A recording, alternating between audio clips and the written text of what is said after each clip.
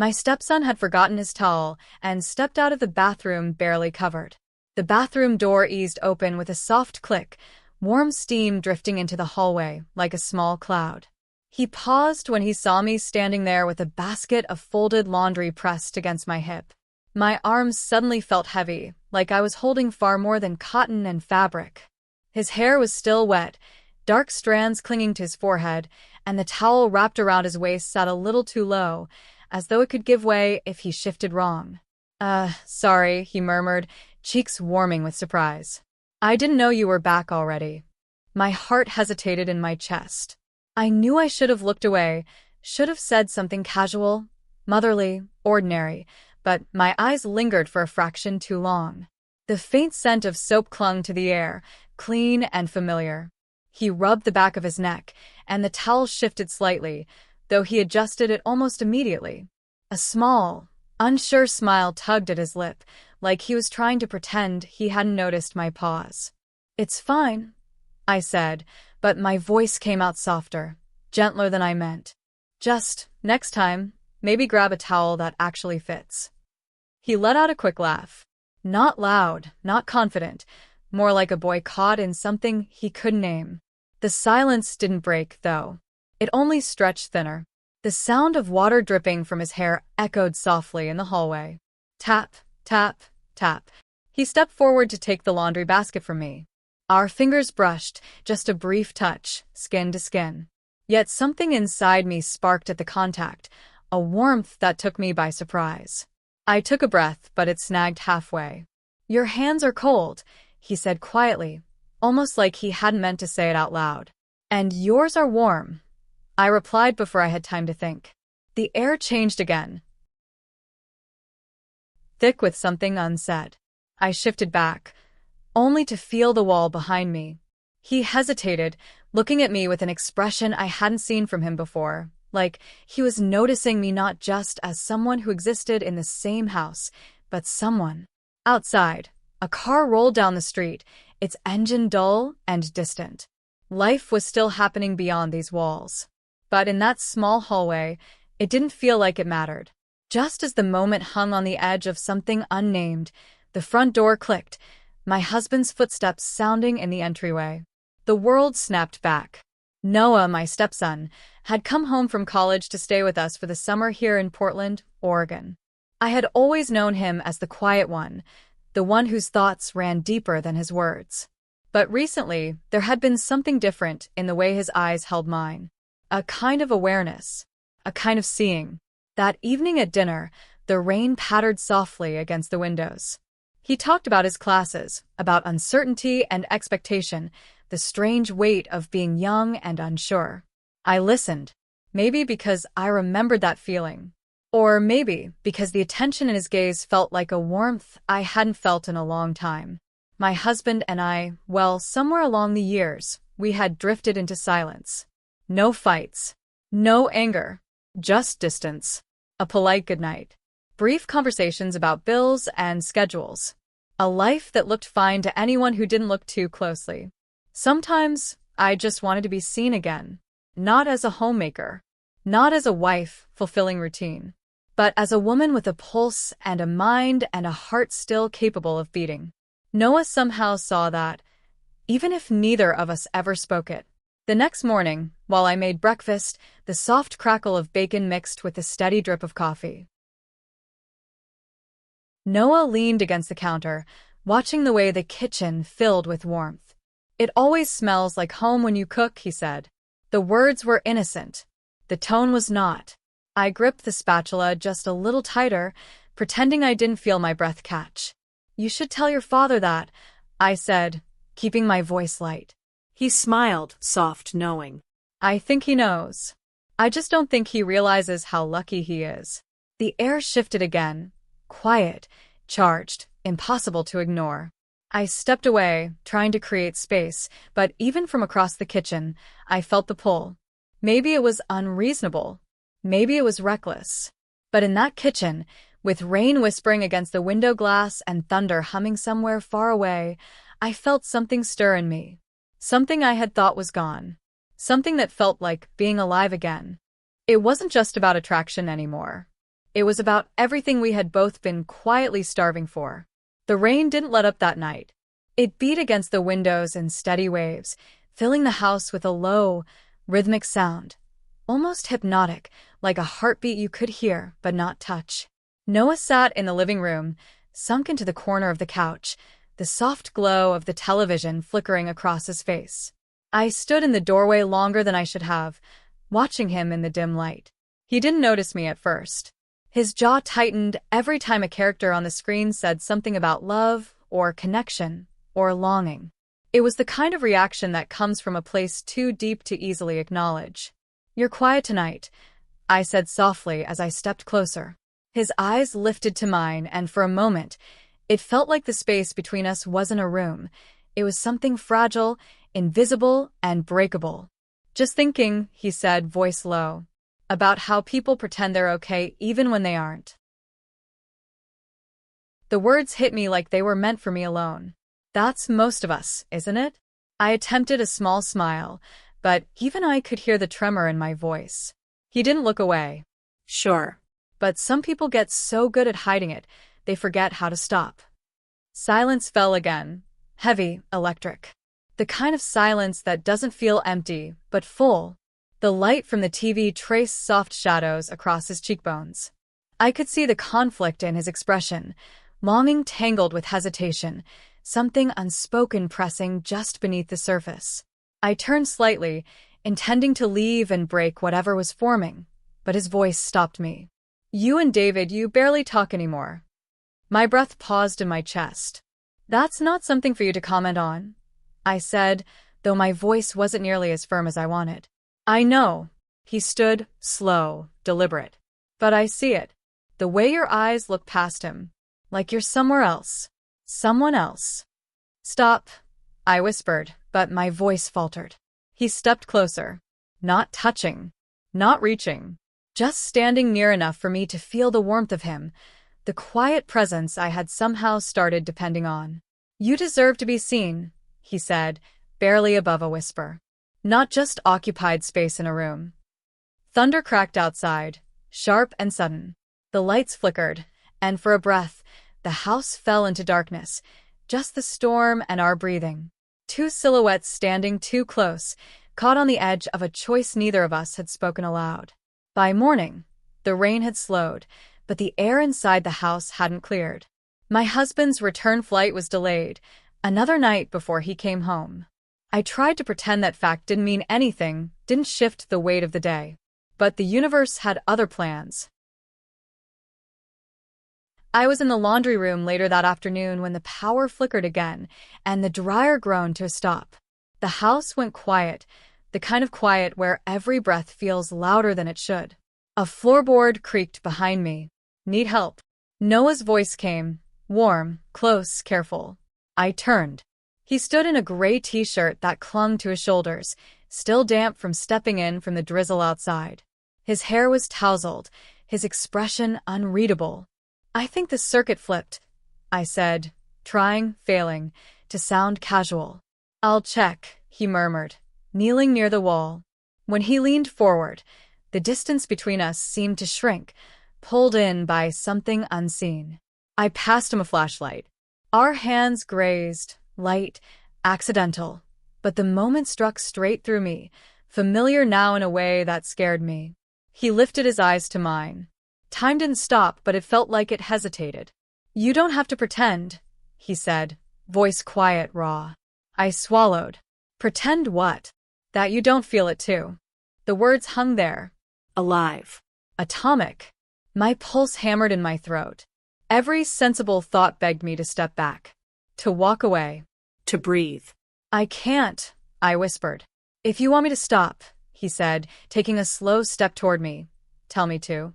But I didn't. The flashlight flickered again, plunging us into darkness. Just for a second. When it steadied, we were close enough to feel each other's breath. The moment balanced, tipping forward. And then the front door swung open. "Honey, I'm home early," David's voice called from the entryway. The world snapped back into place. Too bright. Too loud. Too real. "I think the circuit flipped," I said, trying to keep my tone steady, like everything around us was normal. I'll take a look, Noah replied, crouching near the outlet. As he leaned in, the distance between us seemed to shrink into nothing. I could smell the faint scent of rain still clinging to his shirt, the clean trace of soap from earlier lingering around him. I handed him the flashlight. My fingertips brushed his arm. Just a touch, nothing more than contact. But that familiar jolt rippled through me again, the one I had been trying so hard to ignore. He looked up.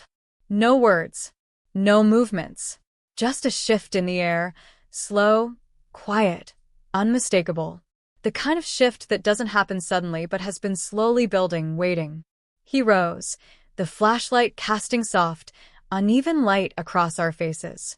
Shadows moved along the walls, the room growing still, heavy with everything unspoken. You don't have to keep pretending, he said, voice barely above a whisper, unsteady. I swallowed. Pretending what? That you don't feel this. His words weren't forceful, just honest. Too honest. They hung between us like a tight, humming wire. My pulse hammered in my ears. A part of me wanted to turn and walk away, to restore the walls, to breathe again. But another part stayed rooted, unable to move. I can't, I whispered. He stepped closer, though he didn't reach for me. Then tell me to stop. But I didn't say anything. The flashlight flickered, dimmed, then returned, catching us standing close enough to feel each other's breath.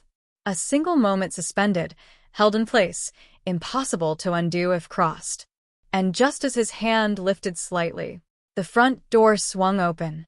Hey, I'm home early. David's voice echoed down the hallway. Everything shattered at once. Noah froze, his hand hovering inches from my cheek. The flashlight trembled in his grip. The stillness between us broke like glass. Go, I whispered, stepping back, pulse racing. He can't see you here. Noah hesitated, just a heartbeat, his eyes locked on mine. Then he moved quickly and slipped out through the side hallway just as David walked into the kitchen. There you are, David said, his voice casual as he scanned the room. Why is it so dark in here? Power issue, I managed, forcing a small laugh. I was trying to fix it. He nodded, setting his bag down. I'll check it later. I'm starving. He moved to the counter and paused. His eyes landed on a second coffee mug, still warm, right beside mine. You had someone here? He asked. My heart tightened. Noah was helping earlier. That's all. His expression didn't soften. If anything, something tightened there, quiet suspicion flickering like the tail end of lightning. Right, he said finally, though the words sat heavy and unconvincing. The evening dragged in a thick, uneasy hush. Later, when the house had grown quiet, I walked upstairs. Noah's door was cracked open, light spilling into the hallway. I stood there before knocking softly. He turned from the window, the moon casting his face in pale, quiet light. He knows, Noah murmured. No, I said quickly. He just suspects. Noah shook his head, stepping closer. His voice was quiet, but strained. I can't keep pretending nothing is happening. I can't keep acting like I don't care when I do. Don't, I whispered. Don't put words on it. But it's the truth, he said, emotion flickering in his eyes. You make me feel like I'm actually here. Like I matter. And I know you feel something, too. The words hit like something I had been outrunning for weeks. My chest tightened. I wanted to tell him it was only loneliness, only confusion, only circumstance. But then, a sound behind us. David's voice. I knew it. We turned. He stood in the doorway, expression unreadable, voice strangely steady. Not yelling, not shaking, just wounded in a way I hadn't seen before. Maybe, he said slowly, it's time we stop pretending everything in this house is fine. The room felt like it tilted beneath us. Nothing, absolutely nothing, would be the same after this. No explanation makes it right, I said quietly. But at least now everything is finally in the open. Noah took a slow step backward, guilt settling across his expression like a shadow. Maybe I should leave, he said, his voice barely steady. No, David's reply was sharp, but not loud. Cold, but in a quiet way that cut deeper. You don't get to just disappear. You'll face what this has done. The air in the room felt stretched to its limit, like the moment before glass shatters. David's eyes shifted toward me then, and for a second, just one fleeting second, the anger faded. What replaced it was something so raw it hurt to see. I loved you, he said, his voice cracked with exhaustion and heartbreak. I know, I whispered. And maybe that's what makes this hurt the most. Noah lowered his head, his shoulders tense. I'll stay somewhere else, he murmured. I can't stay here after this. No one stopped him. The soft thud of the front door closing behind him felt final, like the last page of a chapter you can never rewrite.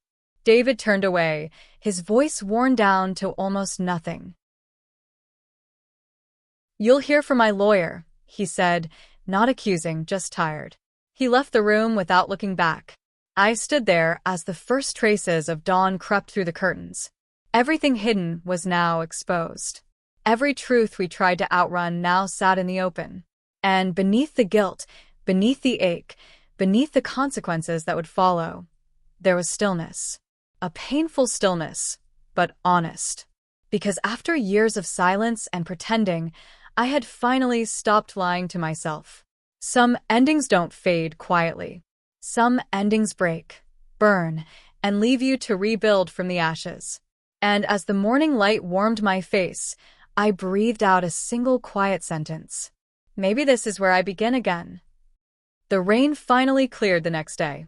The sun broke through, pale gold against the quiet house. The rooms felt different, emptier, yet somehow clearer. I thought that was it. The end. No second chances. No return. But life doesn't always move in straight lines. By early evening, the familiar sound of David's car rolled into the driveway. My breath caught as the door opened. He stepped inside, shoulders heavy, expression calm in a way that was almost unfamiliar. We should talk, he said, not accusing, not angry, just real. We sat at the kitchen table, the place where so much had happened. The silence held for a while before he exhaled, slow and tired. I spent the day thinking, he said, eyes lowered, about us. About how long we've been living next to each other, not with each other. And maybe what happened wasn't just betrayal. Maybe it was the alarm we didn't want to hear. My eyes stung. I never meant to hurt you. His hand hesitated, then reached across the table. Not claiming, just touching. I know, he said softly. And I should have seen you. Really seen you. I stopped showing up long before this. Something in his honesty loosened something inside me. Something old, something tired.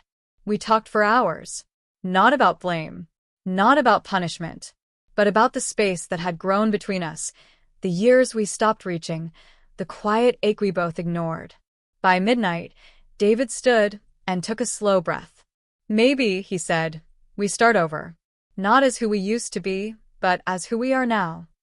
I stepped closer, my voice small, but steady. Starting over means choosing each other. Not out of habit, but on purpose. A real smile touched his face, tired, fragile, but genuine. His hand found mine. And for the first time in a very long time, it didn't feel like duty. It felt like something living. Something possible. As the cool night breeze slipped in through the open window, I leaned my head gently against his shoulder and whispered, love isn't about never breaking. It's about staying when it's hardest and healing together. And there, in the quiet of our kitchen, no storms, no secrets, no pretending, we chose to begin again.